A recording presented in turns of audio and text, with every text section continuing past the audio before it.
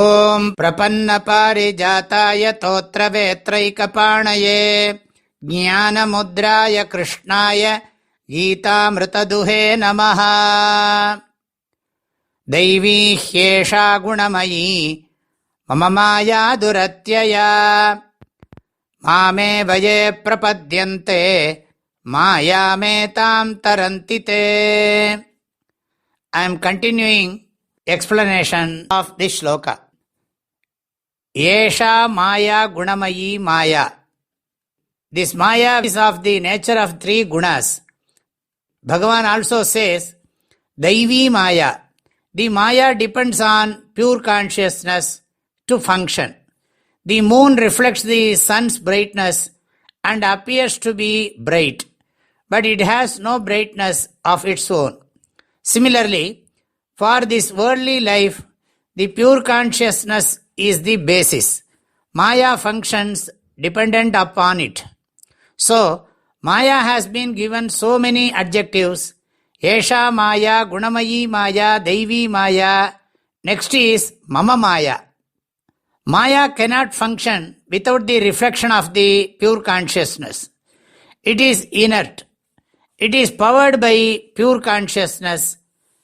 It is the reflected consciousness which gives that power to function. Reflected consciousness is the reflection of the pure consciousness. So Bhagavan says, my Maya.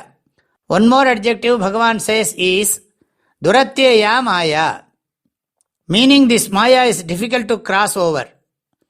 Atyaya means to cross over. Duratyeya means Dukkhena Atyaya, difficult to cross over. One has to take enormous efforts and remain in satsang to be free from the clutches of this Maya.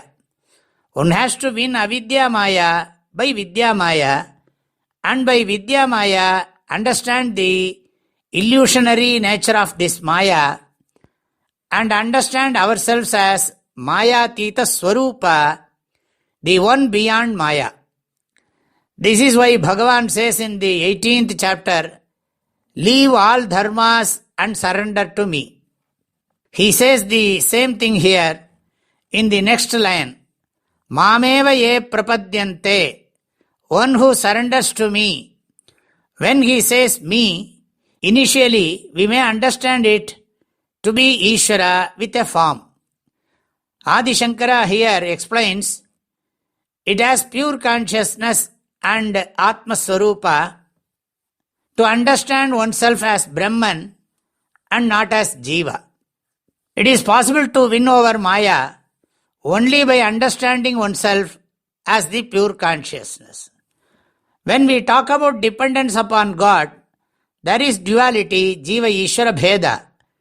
Here Bhagavan is referring to the pure consciousness, which is the common principle or basis of both Jiva and Ishvara, while saying Mam Eva.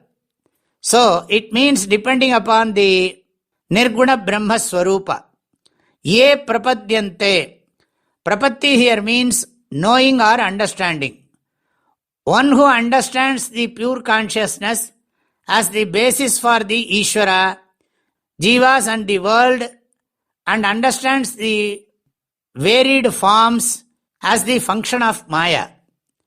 One who surrenders to Nirguna Brahma Swarupa, here surrender is with jnanam or clear knowledge. Mameva ye prapadyante mayam etam taranti te. Te means they. Etam mayam taranti. They cross this Maya. They win over Maya. They don't succumb to Maya. Maya will not bind them. By understanding the discrimination between the real and the unreal, and knowing Maya to be the reason for the unreal appearance, only they win over Maya. This shloka tells us the way to moksha. The earlier shloka explained the reason for bondage. One who understands the pure consciousness principle alone crosses samsara, which is the effect of Maya.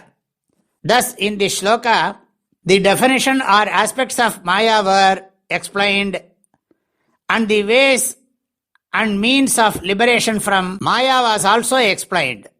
The nature of Apara Prakriti and liberation from Apara Prakriti and understanding oneself as Para Prakriti Swarupa have been taught here. If we understand the deep meaning of what Bhagavan said in the 5th shloka of this chapter, Jiva Bhutam Mahabaho Yayedam Dharyate Jagat. This Maya will not unsettle us or delude us. We will be undisturbed and free from sorrows and always be peaceful and happy, even while we are in this human body. This is the essence of this shloka. Daivi hyesha gunamayi mama maya duratyaya mame vaye prapadyante maya me tam tarantite. My prayerful blessings and best wishes to all of you. Hari Om.